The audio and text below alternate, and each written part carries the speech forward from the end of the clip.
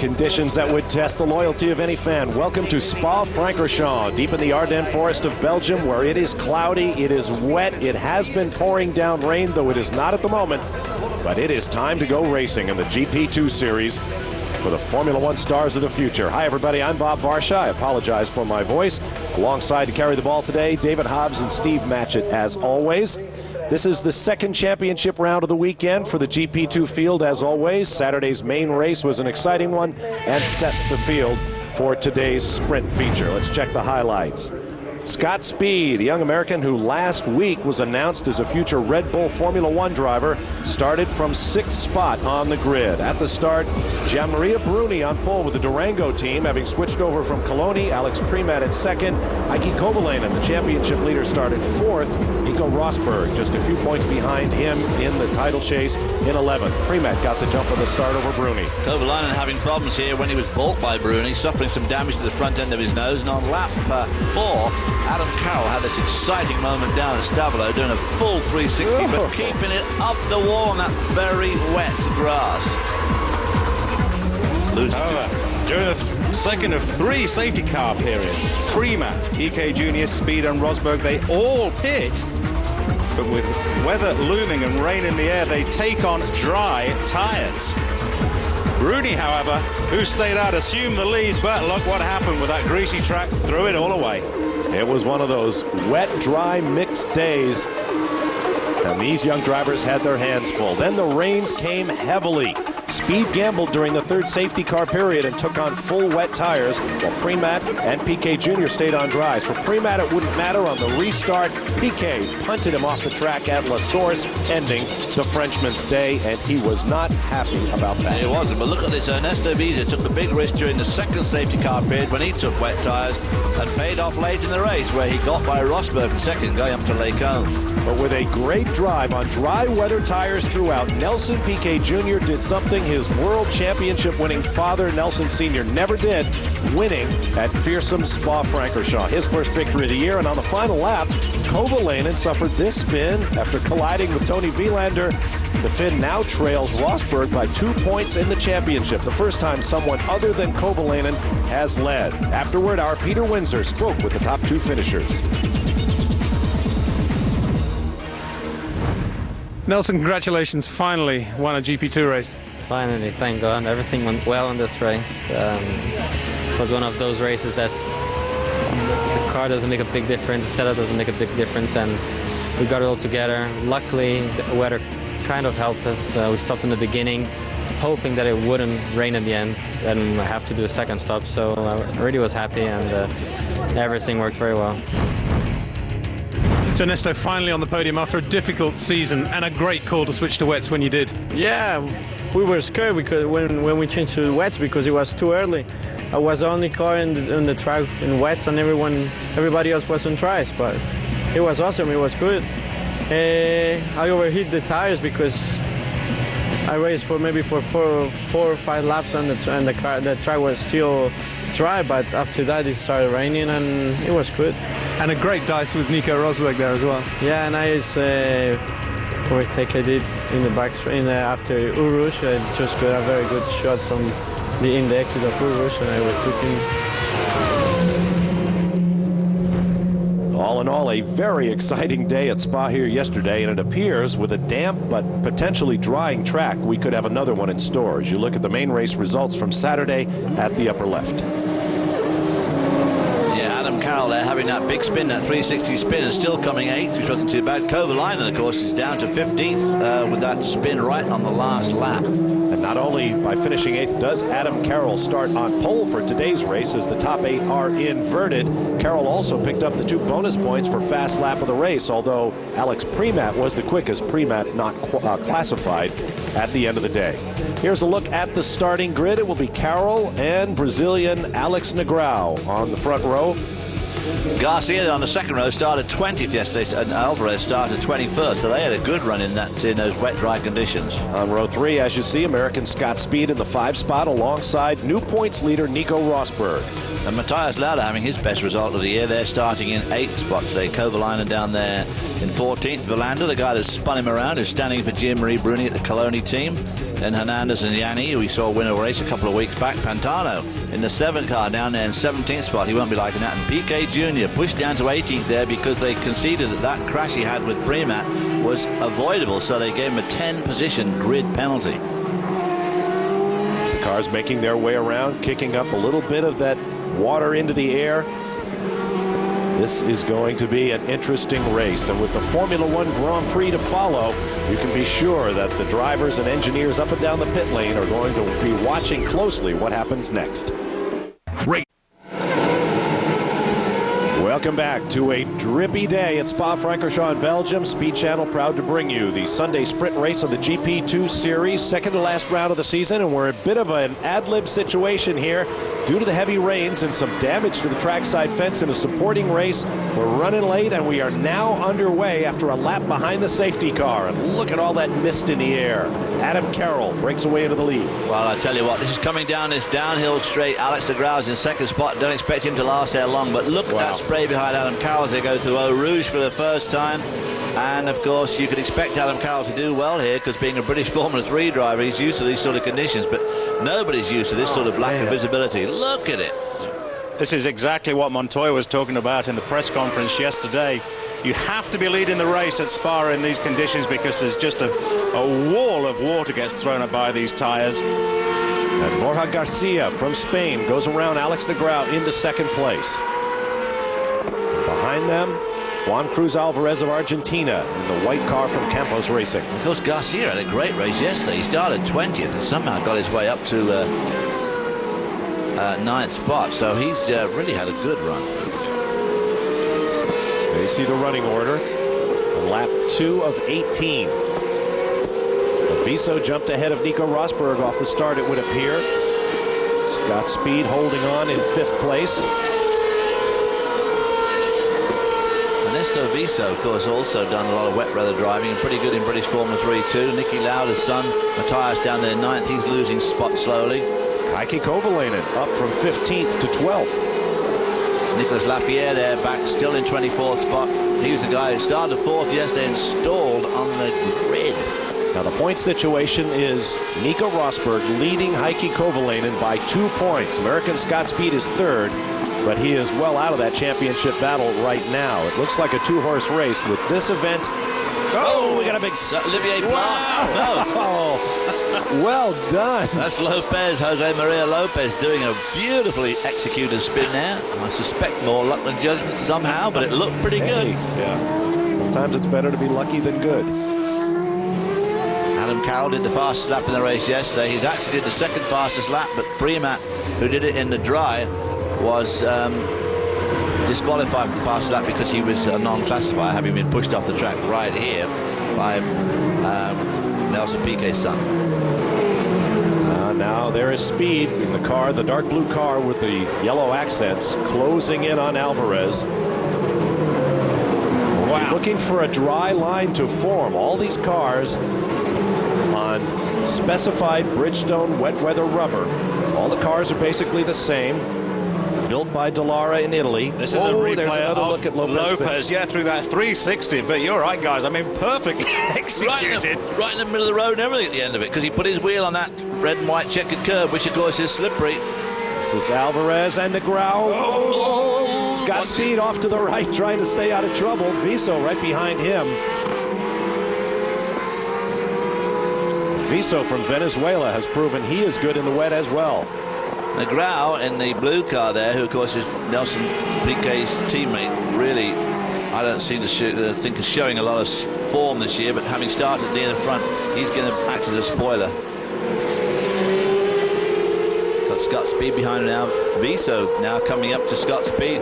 Nico Rosberg being clever there, pulling away out of all that spray so he can see what the hell's going on as he goes down to Buchholz. 2.658 already the gap between Carroll and Garcia, but you're right, David, you have to find a line round here to be able to give you some vision, but also because of the undulations, the change of elevation around this track, it gives clear indication. Look at the standing water in certain parts of the track, and as you start to drop down the hill it's very difficult to say you can ever find a good, there's not a dry line here, but a predictable line. R10 off and on. He crashed at the Stavelo corner in race 1 yesterday. The Turkish driver not having a good weekend. Now swinging off onto the Stavelo Road. Once a public road, part of this great true road circuit. Matthias Lauda, son of Niki Lauda, having his best weekend as you see Artam going off. Oh, different place. That's his second off. Through the bus stop chicane. Now, there's a lot of stunning water, I think, at the exit around the bus stop chicane as well. There it is. Look, right there on the apex as you want to try and take that line. A lot of stunning water. Now, look here at the visibility these guys have got. As we watch the shot now from the source. Oh, Scott Speed trying to get around Negrão. Negrão is holding him up badly. Those front two running away. Adam Carroll and Garcia. Speed's going to have to do that too, because right behind him is Ernesto Viso, and Viso is going to be looking for a way by. What a challenge to a young driver these conditions are, because you do all these different lines. Not the optimum racing line, but you've just got to be able to see. Viso tucking in right under the wing of Scott Speed. Remember, Viso did that fantastic pass yesterday on Rosberg right here. Is he going to try it again? Coming out of the gloom? Yeah, they are. He got by him already. Got by him. Viso around Speed for 5th. Viso got in there. Beautiful pass. Somewhat reminiscent of the pass of Mika Hakkinen and Michael Schumacher there a few years back when they all came up on Ricardo Zonta. So Negrão again holding up. Now Viso's trying to get Rosberg, trying to get around Speed. So he comes down to the Rivage. He's downhill, left right-hander. A lot of understeer there anyway. All that water running down, it makes it even worse. Here's another look at the running order. Carroll drawing away out front, newly signed to a BAR Honda Formula One development driver. Oh, is that Neil Yanni, the Swiss driver? Was he tagged by Alexander Primat there? He got involved with him some way, it looked like. Primat, of course, coming from the back after having been punted off yesterday. All of these cars using the same V8 4-liter designed by Renault, built by Henri Mater. Actually, that's Heini Mater. Looking at the notes there, I recall Heini Mater, the great Swiss engine builder with a lot of Formula One experience. All making about 580 horsepower. There's your top runners. We'll be back. They are two of the best rally racers in the world. Speed Channel's Nikki Grist. We have never, ever had a start of a rally quite like this. The 1995 champion Colin McRae are back for the Welsh Rally Great Britain. Welcome back to Spa-Francorchamps, where a wild GP2 Sunday sprint race is unfolding. That was Clivio Piccioni, already a winner, one of 10 different winners in GP2 this year, but he is up against the fence and apparently done for the day. Alex Negrão in the blue car, looking ahead at Ernesto Viso. That's Scott Speed, and Nico Rosberg right there with him as well. No rain falling, but lots of standing water at the beginning of this sprint race. Now, Saturday is the long 120-mile race with a mandatory pit stop. Sunday is all about get from A to B as quickly as possible. It's about 80 miles in length. Go as quickly as you can in these conditions. It's Rosberg chasing Scott Speed. Rosberg trying to defend that narrow 2-point lead in the championship he holds over Heikki Kovalainen with 2 races to go in the season after today. Well, right now, of course, they're both out of the points, but if Rosberg could get around Speed, that would put him in the points, and Kovalainen is still some way behind, so it's going to be difficult for him to catch up in these conditions. But Scott Speed certainly under very big pressure here from Rosberg. Rosberg seems to be handling these wet conditions slightly better than Scott Speed. There's a slightly more predictable line beginning to form in the Bob. As you say, rain not falling. It's certainly not a dry line. I would say it's predictable. Unlike yesterday's race, there's a slightly dry line coming around that corner as these tyres get rid of that standing water on the track and then straight into it again. Boy, oh boy. But unlike yesterday's race where you have to make one pit stop, you do not need to do that, as you rightly say. But that you are allowed to pit, we should make that clear. So if you get to a point where you could start to run dry where the tyres are allowed to do that, but of course no refueling in GP2.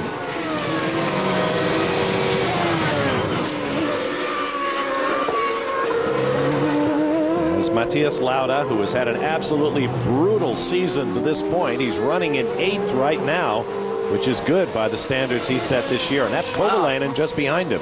I must say that this rain is certainly making Matthias Lauda look a lot better than he's been looking all the rest of the year. So maybe we've been looking at the wrong thing. Maybe that Coloni car is just not up to it, because in these wet conditions, when the car's set up, it's nothing like as important. He's doing well. I mean, he's holding off Kovalainen, who's been the points leader all year. That's a good point, because Gianmaria Bruni left the Coloni team in a huff at Monza last week, came to the Durango team, and immediately set pole for Saturday's race here in GP2 at Spa. Coloni announced this weekend they're going to take him to court over that, but I think his argument is going to be the car is no good. Just look at what's happening to Lauda. Well, it shows the importance of the engineering on these cars, doesn't it? Remember, they're all identical chassis. Very limited changes you can make. You can change the ratios, but it's only to a set number that are supplied by the manufacturer. The same with the wings and the suspension, but getting the thing on the flat patch and getting the ride heights right, the camber angles, and getting the suspension set up to work with the driver is as important in GP2 as it is in Formula 1. It's very easy to go off on a tangent when you're setting cars up. You think you need a little bit more understeer or oversteer on the car, and really off you go and add a little more, and before you know where you are, the car's way off pace. Easy to go off on a tangent doing television shows, too. There's Nico Rosberg, son of KK, one of 3 second-generation racers, sons of Formula 1 stars in the GP2 series. And Negrão in that blue car is really doing much better than I thought he would do in these conditions. But Scott Speed has just got around him, so now he's got at least one car between himself and Rosberg. There's the running order. Carroll now more than 7 seconds clear of the field, justifying BAR Honda's faith in him. This is a replay of Sergio Hernandez off and on at Pouhon. Well, that lovely run-up area they got now, all tarmac. Exactly what my point was going to be. And here's another example. By replacing gravel traps with that tarmac, cars slow more quickly and effectively when they go off. And as you see, we keep more cars out there competing. That's Pantano nudging Fauzi there. They were running down in like 15th, and Premack gets by. Alexander Premack coming up to the field. He started way down in 19th spot. We want to remind you, Speed Channel is supporting relief efforts along the Gulf Coast for those affected by Hurricane Katrina. If you can help out, please do. Contact the American Red Cross at www.redcross.org or by phone at 1-800-435-7669. You can reach the Salvation Army at salvationarmyusa.org. Their phone number for donations, 1-800-725-2769. Or contact a charity in your local area, but please join us in helping those affected by Hurricane Katrina. Well, that was a big move there for Scott Speed, getting around Alvarez there. So that is a big move for him. And Rosberg got by Negrão, but Scott Speed keeps on making ground towards the front. But Adam Carroll, who's the only guy that's got a clear run so far in terms of visibility, is rocketing away from the field. I think that probably is contributing to his superiority. Yesterday in the F1 qualifying session, it was this part of the track, right at the top from Lecumbe down to Malmedy and Rivage, that was suffering with the most of the rain. Today in this race, this is about the best part of the track, isn't it, now as it started to dry out and the weather worsens as you start to get back down towards the pit lane. Yeah, the elevation changes help out, obviously. The runoff increases.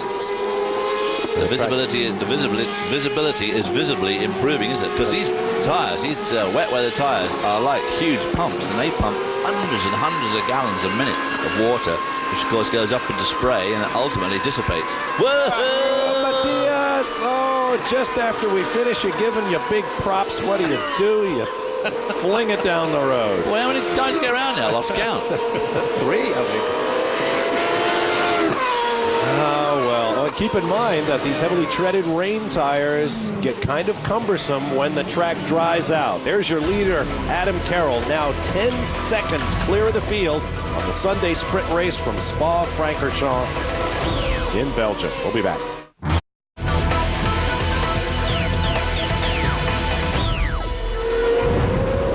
To the GP2 sprint race from Spa-Francorchamps, Belgium. Moments ago, this was Nico Rosberg, the second white car in line there, just into the 6-point paying positions, going around Juan Cruz Alvarez for 5th spot, and it was close. It was a great pass. Yeah. One thing that Nico Rosberg knows how to do, and that is to pass people. He's had a fantastic season. He's now leading the championship, and that was a typical great pass of his. I mean, he came around the outside, looked like he was going to get himself pinched. It could have all ended in tears as he was on the outside. Umbrellas up. Does that mean it's raining again? It's starting to rain again.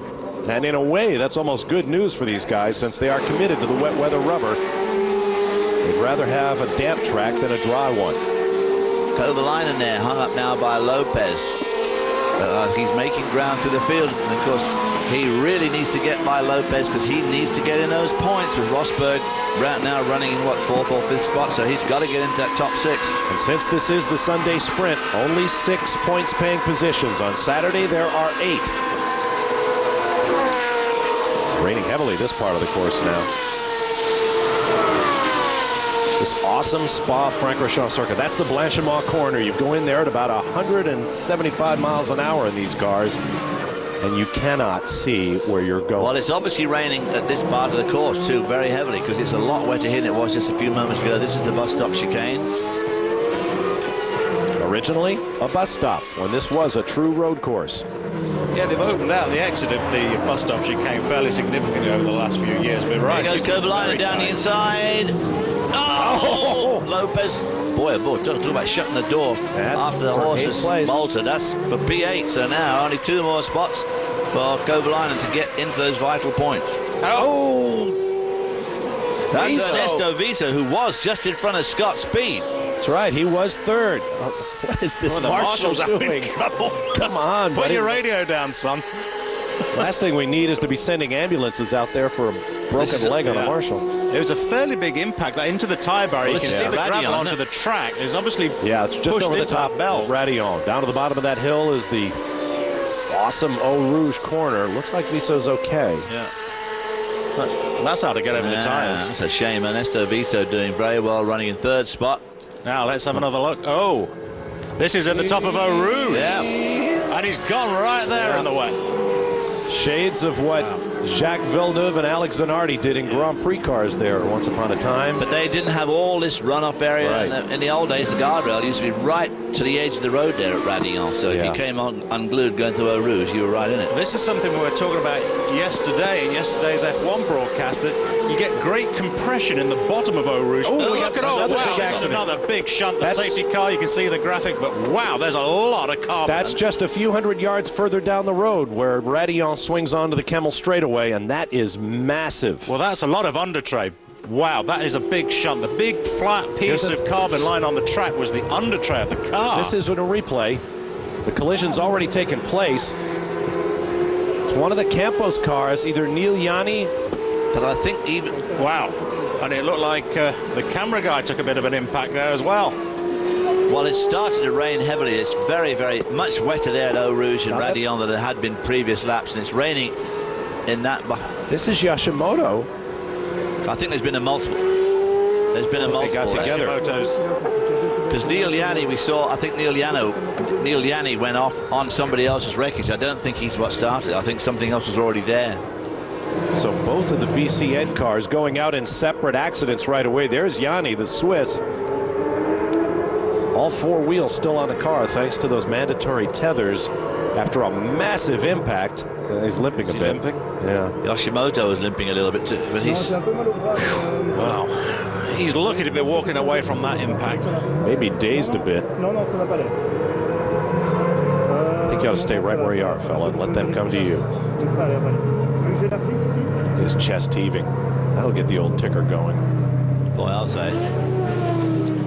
But that impact, the first impact we saw at the top of Eau Rouge, as the cars become light, it was something where, again, I think at that point we were saying in yesterday's broadcast, great compression down in the bottom of Eau Rouge, but as you start to come out of the crest, chaos. The car goes very light, and of course in these wet weather conditions, even those wet weather tires, look at the debris. Just slow down, boys. Nobody's slowing down. What they should be waving yellow flags like lunatics at the previous corners and get everybody slowed down, but I don't see them. They should be waving at the bottom of the hill going into Eau Rouge. Absolutely. They should be slowing them coming up. It's no good that marshal standing there telling people to slow down. No, I was just going to say, I'd be surprised if they didn't red flag that, because you can't have marshals in these conditions running out to grab that debris and the amount of debris that's there. You saw Yoshimoto behind the Armco lean back when the cars came through. Okay, now let's see what happens. The car of Lopez there was This is Vizo's accident. See, right there, as it starts to come up to the top and goes a little bit light, you lose traction at the back end, and the car just gone. Now I'm wondering if those behind either took evasive action No, or I don't think blinded so, by the because Scott spray. Speed got through fine there. I think it's just suddenly raining very heavily at that part of the track. You lose all the downforce effect to the rear wings. You may still have a little bit of downforce generated by the underbody, but look at this. That's Shona. the second incident. That's Yanni. That's Yanni, and that was the floor. I mean, the diffuser and everything come off the car as it hit the Armco. Now, this is the field coming through. No, you and see hitting debris. another huge crash in the background there. I think somebody came up the hill at unabated speed. Exactly. All these cars were already there. Marshall's were already on the road, and then two more cars had a huge crash at the back. Was that, in fact, Neil Yanni's crash that we just saw, the second one? That's Vizo's car. Well, we saw Lopez without the front wing on the car.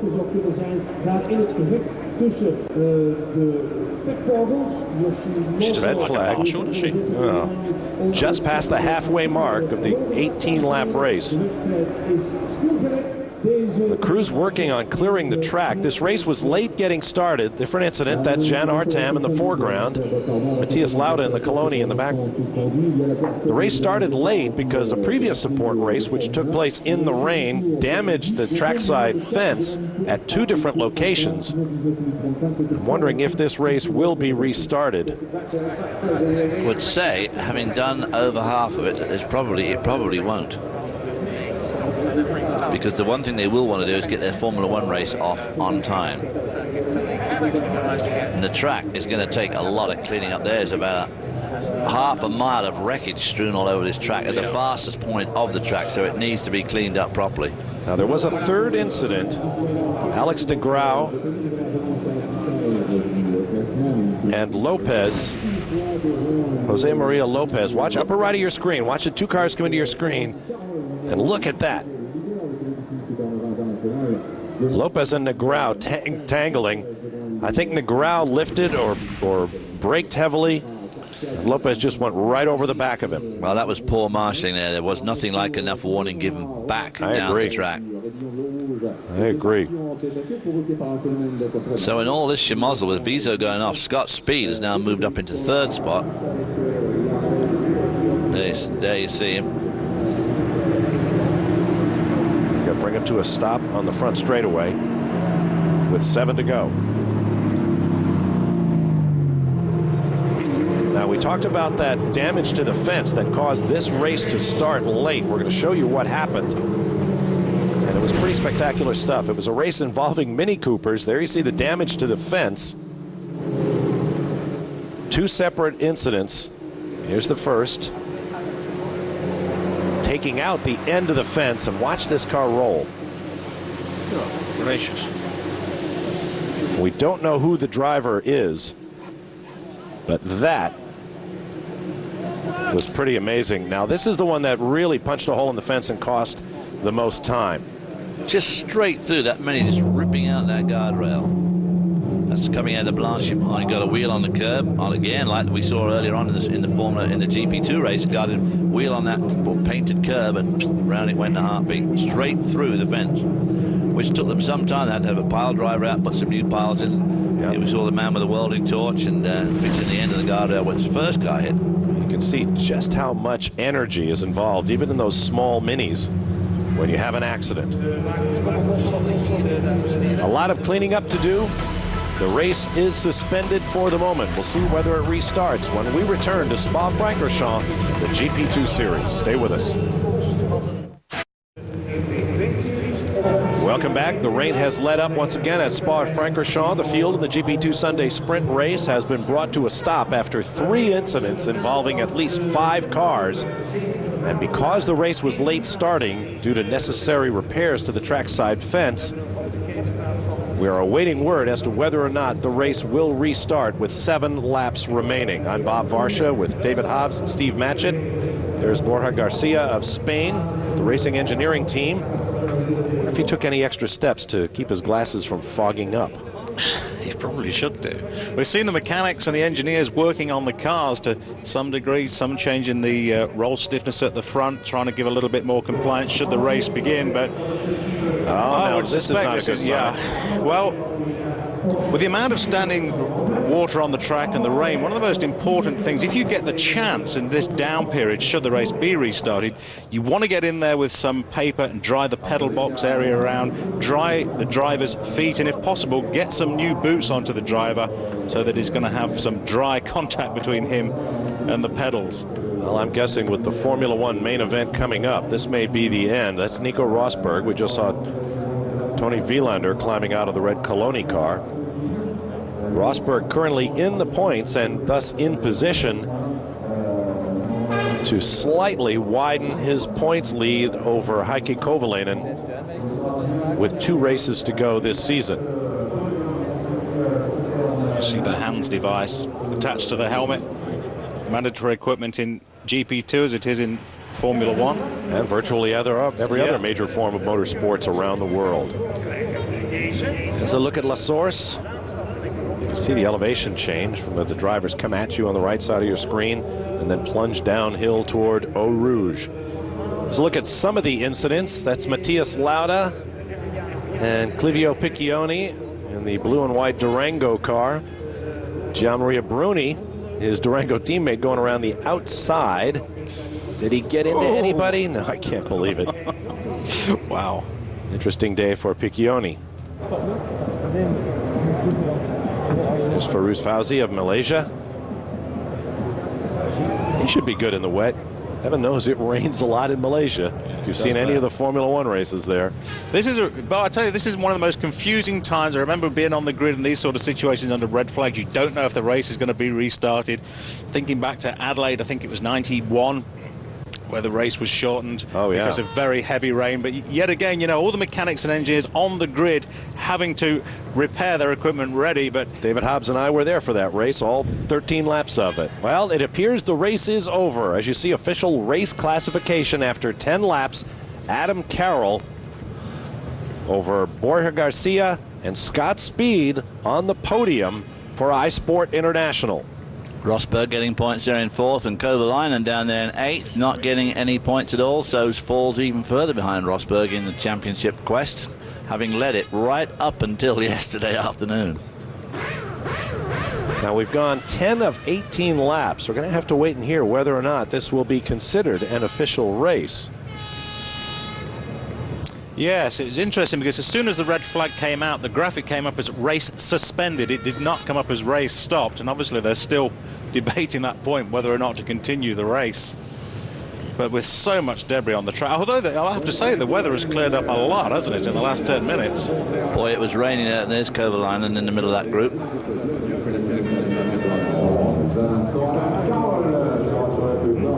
Well, see the drivers all standing around. There's Alex Premat, the ART team.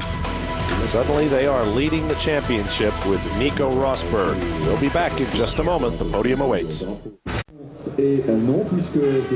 Welcome back to Belgium. There is Adam Carroll, who right now stands to be the race winner here for the Supernova team. As we welcome you back to Spa-Francorchamps in Belgium, it's been raining on and off, sometimes very heavily all morning. And with the Formula One race still to come, the GP2 Sunday sprint race has been suspended after 10 of 18 laps due to a number of heavy crashes, and no doubt due to the exigencies of time. It doesn't look too bad there now. We hear anthems in the background. Podium ceremonies going on for Adam Carroll. American Scott Speed in third.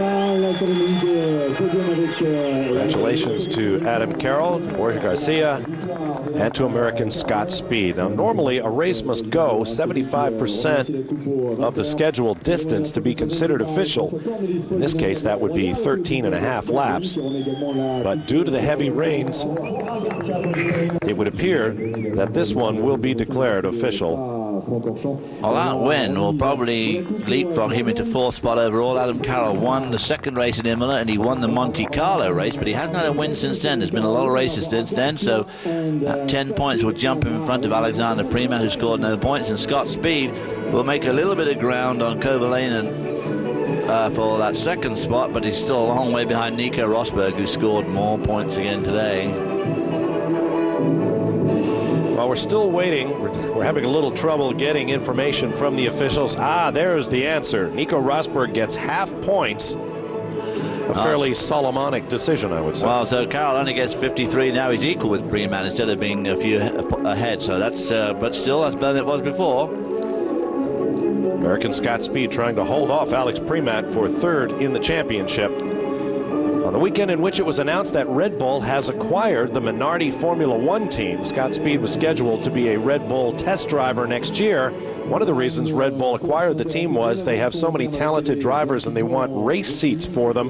So at least the potential is there for American Scott Speed from Manteca, California, to be on the Formula One grid as the first American in Grand Prix racing since Michael Andretti in 1993, and that would be great news indeed. That would be terrific news. It'd be even better news for Scott Speed, of course, which Absolutely. would be a fantastic opportunity for him. He'd be driving a Minardi, but I'm sure that with Red Bull money behind him, he'd be able to spend a bit more money on development, and who knows, Minardi might become more competitive. Well, he deserves it. He has earned it, and he has suffered long and hard to get to that point. That's a story we'll be able to tell you in the days to come.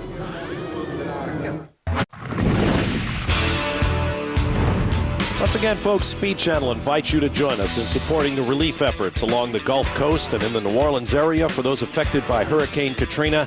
The international and domestic outpouring of help has been fabulous, but there is so much more to be done. For those of you who can and wish to help out, you can contact a local charity in your area or go to the big national organizations, the American Red Cross at www.redcross.org or by phone at 1-800-435-7669.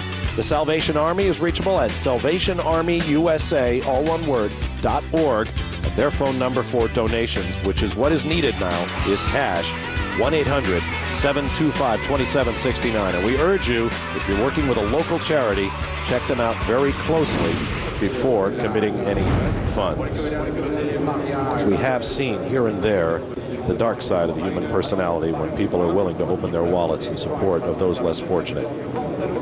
Welcome back to Spa-Francorchamps, where the Sunday sprint race of the GP2 series has been called after 10 of 18 laps. And because it did not reach three-quarter distance, half points have been awarded, which will come as good or bad news depending on where you are in the championship. There you see the cars making their way down to the end of the pit lane. Sadly, they'll be pushed back to their garages without us witnessing the final 8 laps of the race.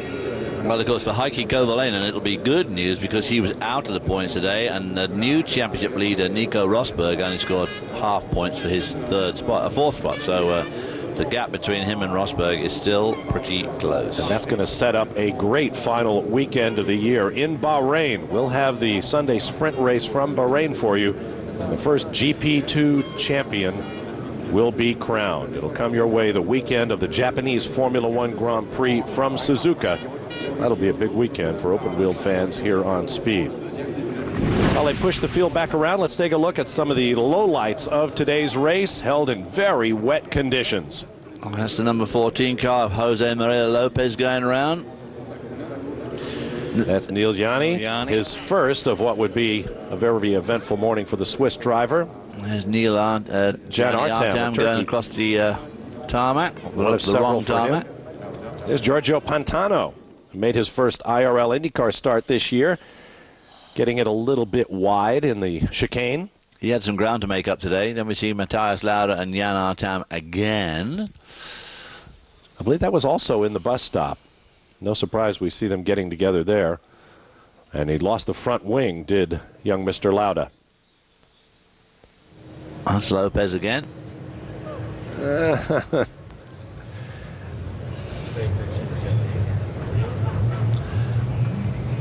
Mr. Lauda, just after we talked about what a great weekend he was having. Two absolutely perfect, complete 360s there. Pantano off again, somewhere at some other spot on the track. It's another look at Jan Artem. That's the same picture again, and this is where things got serious. Yeah, this is when it got really ugly.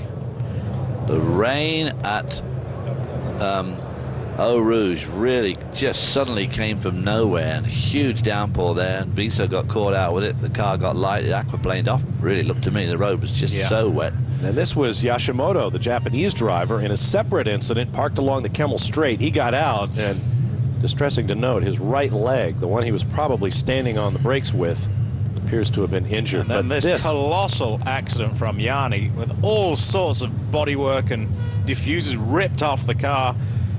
He too got out with a little bit of a limp. He was a lucky lad to be able to get out. Yeah, he was. That was a pretty nice. That also was on the Kemmel Straight, just at the top after Radillon. And while officials were tending to both of those accidents, we saw Lopez and Negrão get together. And those brought out the red flag. And with the clock ticking away, it was decided to stop the race. We'll take a break and return to Belgium in just a moment, so stay with us. Welcome back to Spa-Francorchamps, where the Sunday sprint race of the GP2 series has been stopped after 10 of 18 laps, not reaching the 14-lap minimum for full points, so half points are the order of the day. Here are the results with David Hobbs. Well, Adam Carroll having his third win of the year for Supernova there, but only getting half points, unfortunately for him. Garcia having a good run from 20th on the grid yesterday. Scott Speed finishing up third for America. That's great too. Nico Rosberg again right in those points. One Alvarez coming up in 21st yesterday. Negrão, his car couldn't have turned another lap. The left rear wheel had been ripped off, and Lopez finishing 7th in spite of that mighty spin. Heikki Kovalainen, the points leader up until yesterday, out of the points.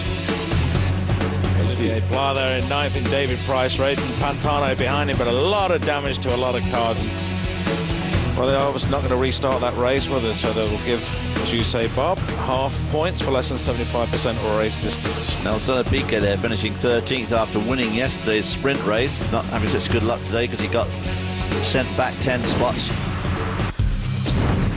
There you see the driver's points. Nico Rosberg leading with 102.5 over Kovalainen with 99, so that's going to go down to the wire. Scott Speed out of the chase, obviously there with 66 points. Adam Carroll, 53 points now, but he is he going to be able to catch Scott Speed? Of course, he also set the fast lap, so gets a couple of points for that. Primat pretty much out of it now. Neil Yanni, Nelson Piquet Jr. in spite of that win yesterday down there in 7th spot, not much hope of doing much better than that. You see the rest of the field. Nicolas Lapierre qualified 4th yesterday, stalled on the grid at the start at the back today and finished, 14th or something, so didn't have a great weekend at Spa for him. Garcia getting some half points today there. Matthias Lauda, we saw him spinning multitudinous times, doing 2 3/6s at one, which looked pretty sharp actually, but talk about that Ryan Sharp down there near the bottom. How about the team, Steve? Well, let's have a look at the team points, and we talk teams, not constructors, because all the cars are made by Dallara. ART Grand Prix out there 155.5 points because of that half-point issue, because of the shortened race. Arden International still in second place, 117. Those two teams in 3 figures, and everybody else still remaining in 2. Down at the bottom, 12, and Campos Racing, 10.5 points. Let's have a look a little bit further down. The end of the field, Bob. Thank you, Steve. It appears that ART Grand Prix is in position to pick up the first GP2 Teams Championship. But will their man Nico Rosberg be able to subdue Heikki Kovalainen for the driver's title? That story remains to be seen. That'll wrap things up for the GP2 Sunday in Belgium, but don't move a muscle. The Acura pre-race show for the Belgian Formula One Grand Prix is coming up next, and that should be an interesting race. For David Hobbs, Steve Matchett, and Peter Windsor, I'm Bob Barsha. Stand by for live Speed Channel coverage of the Belgian Grand Prix next.